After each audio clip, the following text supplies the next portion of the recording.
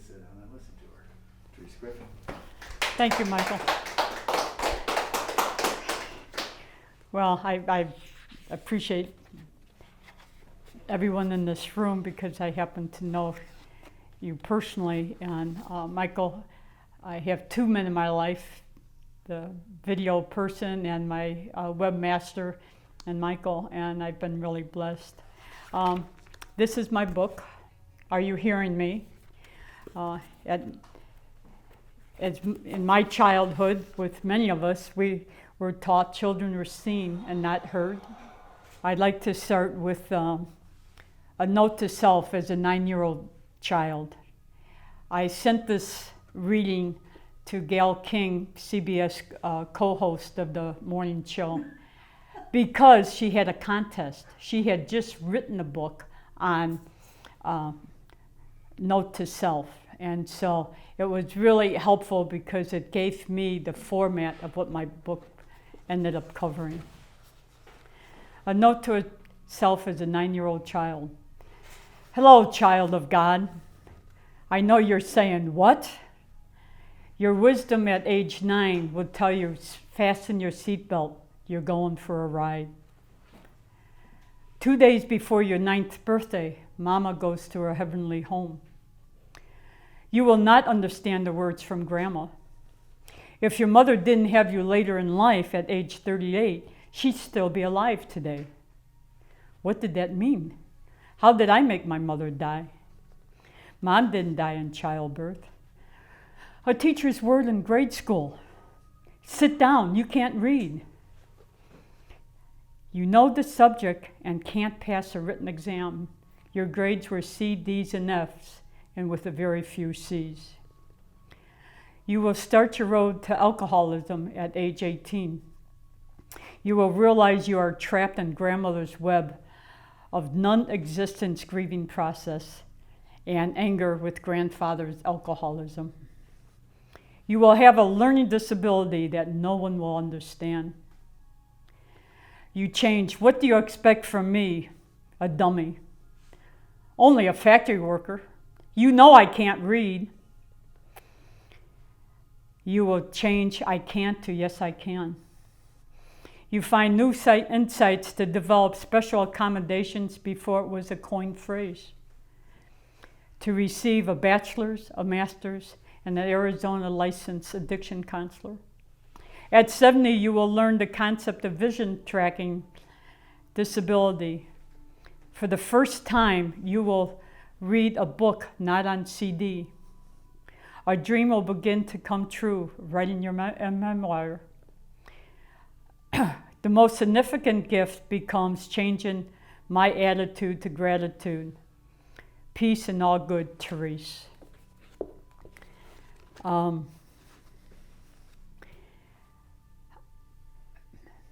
father had a 3rd grade education. He was from the back hills of Tennessee. I always referred to him as a gentle mountain man from the back hills. My mother went to the 8th grade.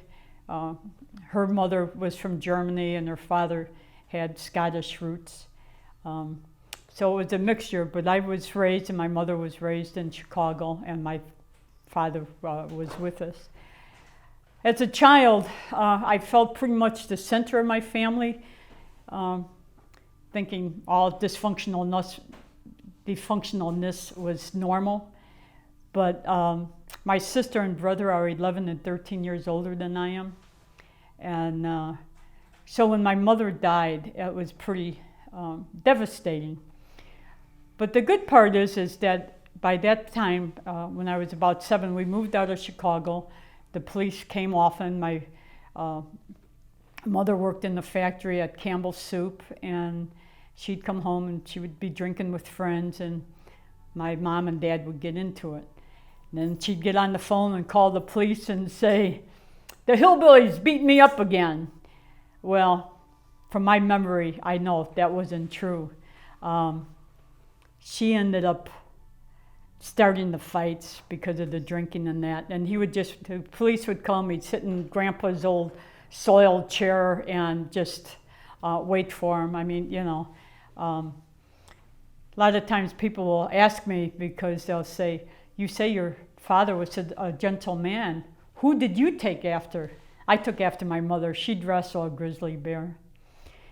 So when she died at 2 days before my 9th birthday, my grandmother begged me to move back in the city with her during the week and weekends with my dad.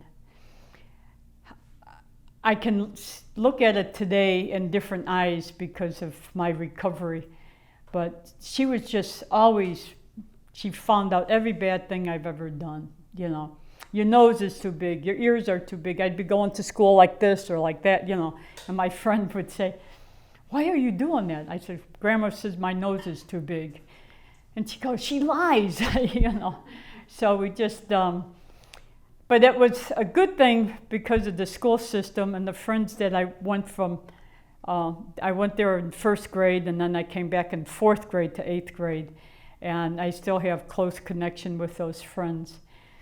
But my grandmother just was always putting me down and never heard my father's real name. She never called him Earl or Henry. It was always the dumb hillbilly's coming or the dumb farmer. And she would say stuff like, you're nothing but an orphan. And I'd look at him, I'd go, I'm not an orphan. I have a good daddy. You can't count him. He's not Catholic, so you don't have your mama now and you won't have him when you die because he won't go to heaven. That's all I had to hear at 9 years old. I thought, that's not my God. So I pushed a lot of that stuff out. But, you know, after I started drinking after high school, I drank very little in high school, but the first bar I went to, it was a real drink, drunk. I got mad. My boss's mother got mad at me. She blamed me for his drinking. He was probably 40, I was probably 18. So I went to the corner bar and put money on the bar and looked at a bottle, and I said, give me a shot of whiskey and a glass of water on the side. And I guess I watched too many cowboy movies. So I went home. I don't remember driving home. I passed out in the back room, and then I woke up and I didn't remember a lot, and I just thought blackouts were normal. And my sister and brother drank a lot, and so I just, you know, I didn't realize they weren't having blackouts, and some of the other family members. But I ended up going to my father's side when I turned 18. He says, now that you're 18, you want to meet your hillbilly relatives.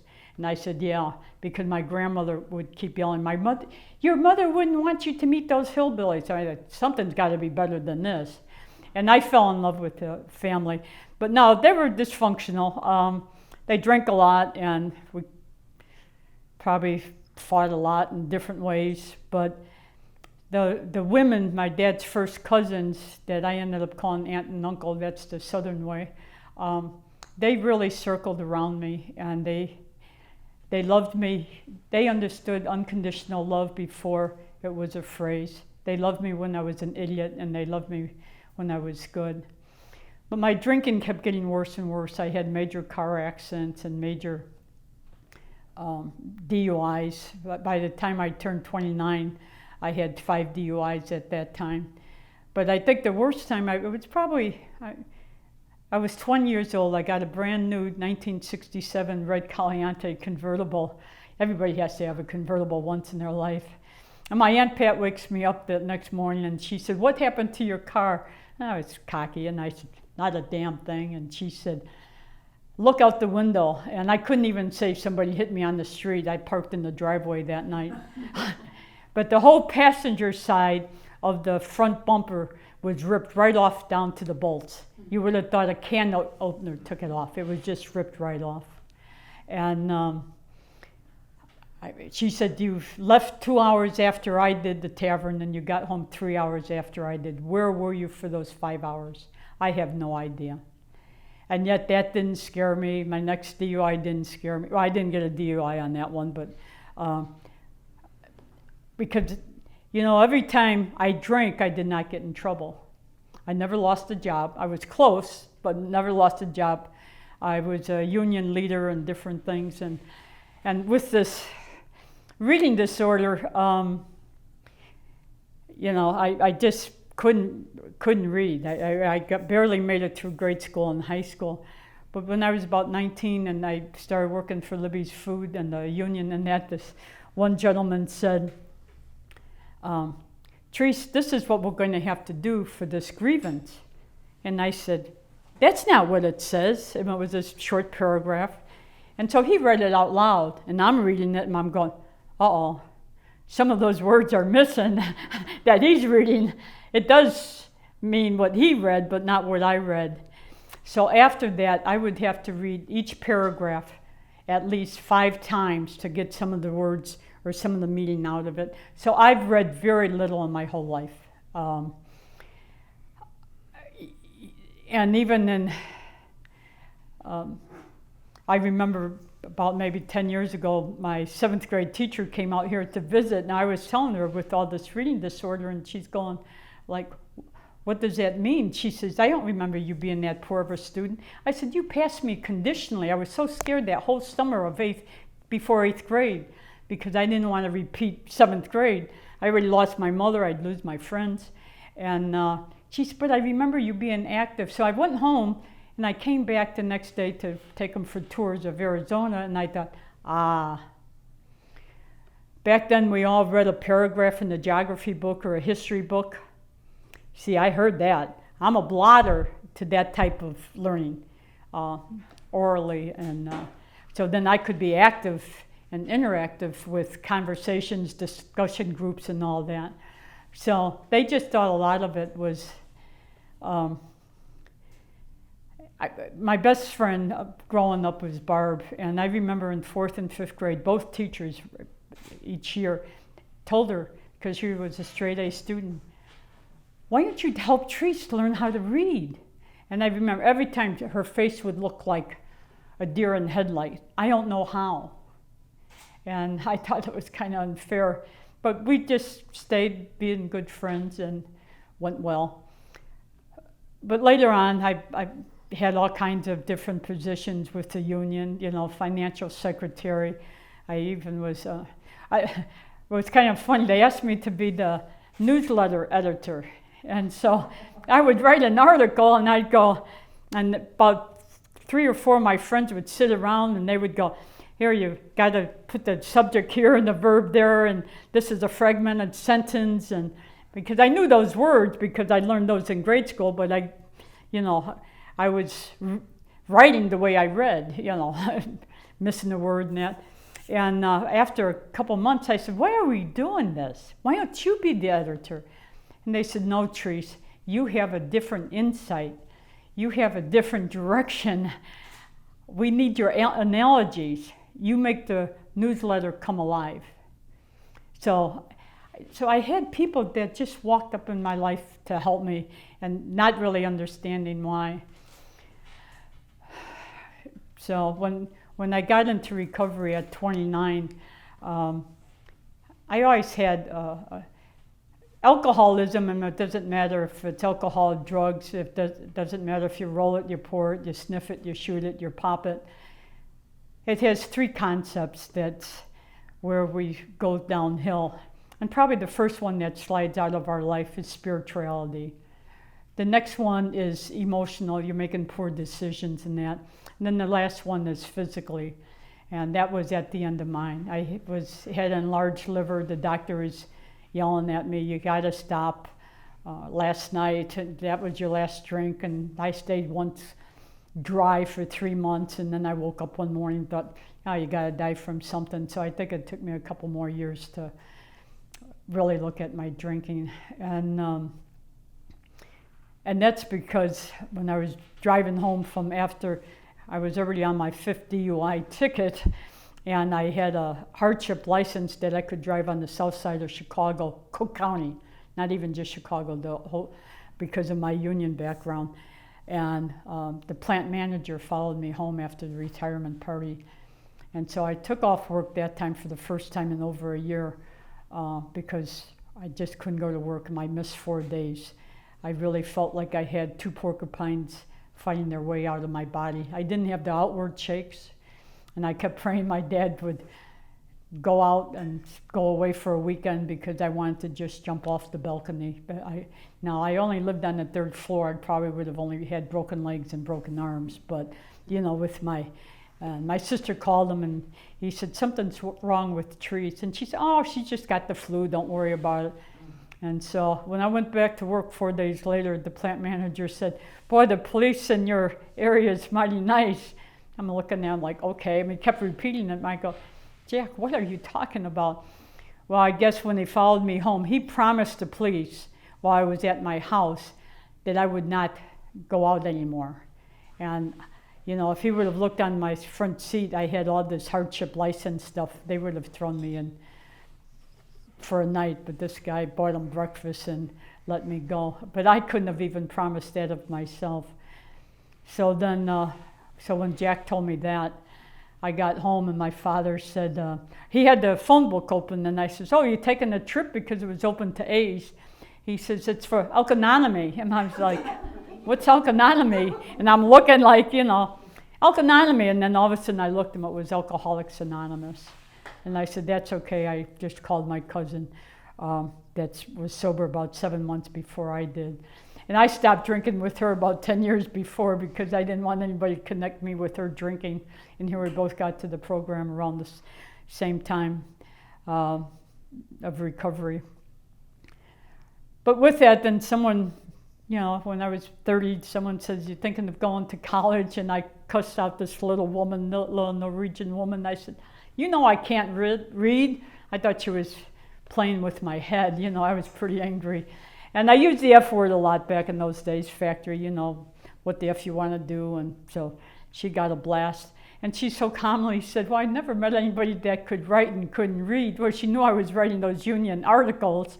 And then somebody else said, why don't you go to the community college? And that was really tough. I can't do this. I can do it. I can't. And finally, I just kept finding my own special accommodations. And I got 65 credits on life experience through Governor State University because of my background. I was a 2-year apprentice mechanic, I financial secretary, I had good letters, I did a 2-year course at Roosevelt University for labor leadership. So I got 60, and people, that's not fair, that doesn't sound right. Well, I'm not the only one. I think I was probably one of the top ones that got it, but I really always am in the midst of a lot of different fields. But I think it was just my way trying to just keep moving forward. Didn't realize how. But then all of a sudden I moved out here, and a friend of mine, probably about 10 years ago, we read this one paragraph all the time, and I tripped over a couple words. I laughed and kept on reading, and she walked up to me afterwards, and she's a social worker in the school system for kids with learning disabilities, and she said, Therese, you always talk about a reading disability. Is that vision tracking? I don't know, never heard of it. So I did get tested at that time, but I already had my master's, I already had my bachelor's, I was moving towards retirement, I didn't have the money to do the therapy, and at least I knew the term. Well, 10 years later then, I'm working at the hospital as a chaplain, and the first 3 years, all our training was on hands in group settings. Well, 3 years ago, they switched it to the computer. This one test that I could teach myself, I flunked it 4 times. And I thought, I'm going to get fired. I have to have it. So I met with my boss, and he called personnel, and I negotiated, and they agreed that I could bring a retired friend to read for me, and that person's sitting in this room. And she read the questions, and then she had to read the 4 options and that, and I did pass the exam. But that same day, when I flunked the 4 tests, I had to do it. Was the spillage of blood in the airspace and that, and there it was, and I was followed through on it and made all the reports and followed up, but just because it was all in this, all those words jumbled. So I called my medical eye doctor and asked for a referral for vision tracking. Well, the receptionist called me back 2 days later. She said, I asked everybody in the group. They said they don't know what that means. So I looked online and I found Dr. Tanya Polik. And so when I went there, I was telling her all these stories. And one story, when I started community college, it was funny. Pac-Man was the in game at that time, you know, that loud do do do do do, and they would go all around. Well, I would bring a roll of quarters in between the class because I was taking 2 classes. A couple weeks later, I went to work and I said, you know what, I can read better after playing Pac-Man.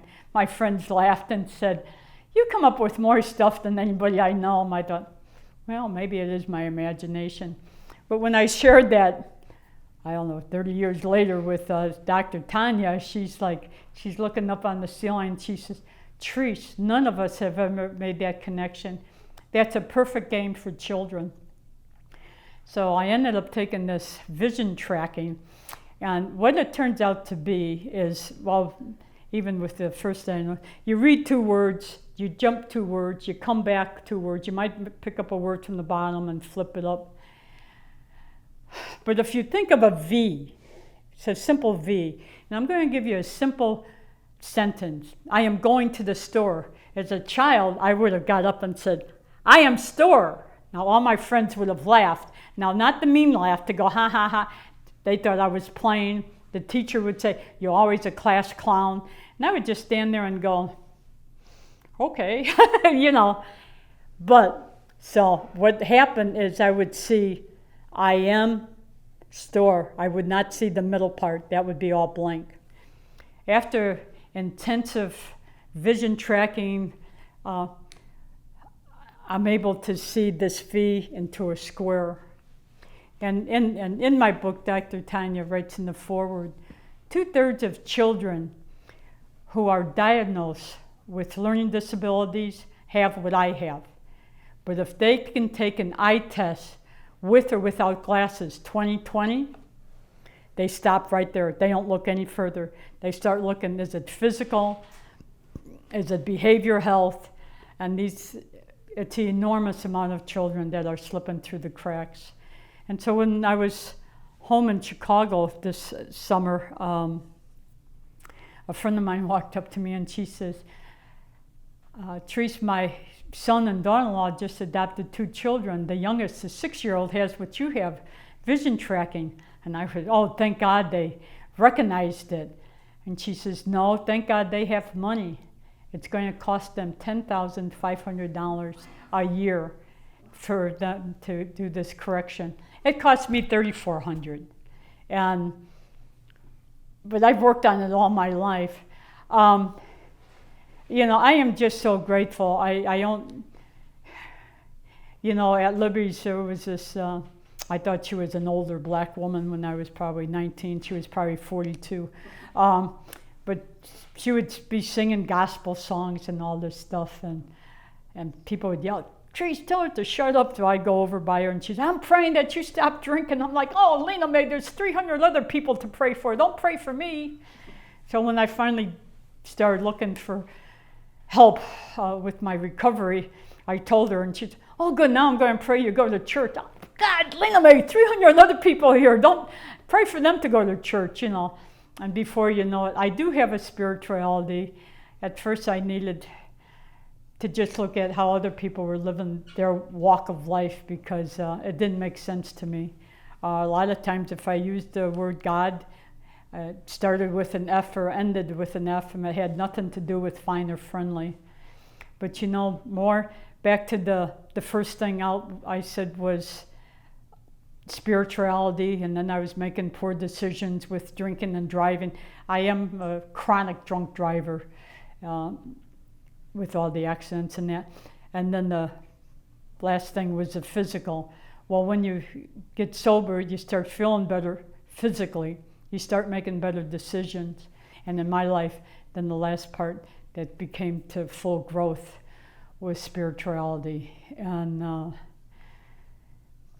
I'm just going to sing a short refrain of a song. It's only a couple sentences, but in the late 70s, I got clean in 75.